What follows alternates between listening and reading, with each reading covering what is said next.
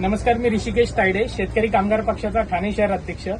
तुम्ही बघू शकता इथे खालती कशा प्रकारे अवैधपणे भेसळयुक्त मावा या बसच्या माध्यमातून आपण बघू शकतो. कशा जिथे आपण सामान ठेवतो त्या ठिकाणी हे लोक भेसळयुक्त मावा हा सप्लाय करतात. इथे परराज्यातून, गुजरात सारख्या राज्यातून तिकडून इथे येतं.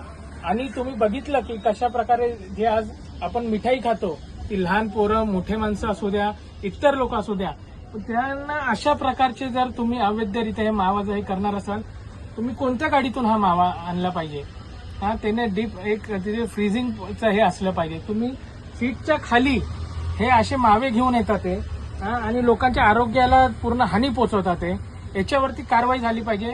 यासाठी आम्ही FDAच्या अधिकाऱ्यांसोबत इथे त्यांना माहिती दिली होती आणि त्या प्रकारे हा माल पकडण्यात आलेला आहे. आज लोक GST भरतात, टॅक्स भरतात, सर्व गोष्टी की त्यांना चांगलं अन्न खायला भेटलं पाहिजे. आणि जेव्हा अशा प्रकारच्या ज्या गोष्टी घडतात त्यावेळेस हे प्रशासन जेव्हा कारवाई करून अशा लोकांवरती जेव्हा आळा घालेल त्याच वेळेस अशा लोकांना चाप बसणार आहे.